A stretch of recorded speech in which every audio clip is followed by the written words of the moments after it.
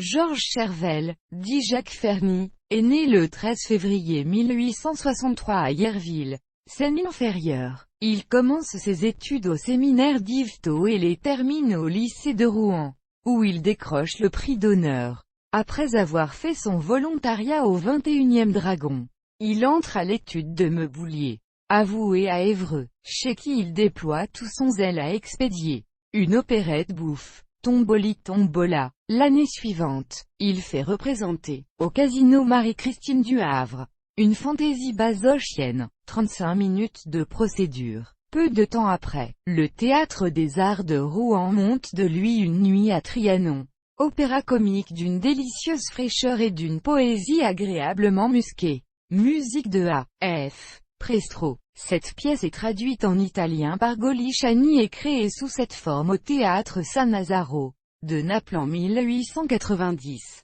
par la Torricella, en 1887. Ferny monte à Paris, et entre à l'étude de Meumignon.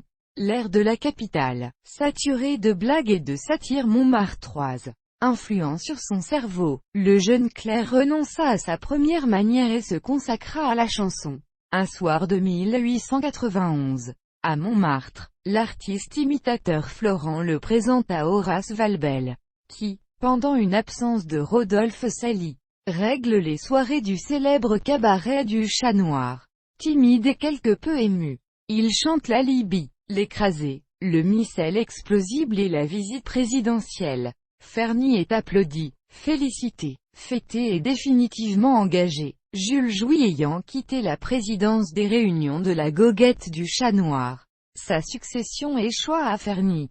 C'est à une de ces réunions que se révèle Vincent Ispa, avec le Ver solitaire. En 1893, Ferny fait représenter au Chat Noir une pièce de théâtre d'ombre, Le secret du manifestant, dessin de Fernand Faux, en 1894, en compagnie de Victor Meusy, Jules Jouy et Paul Delmet.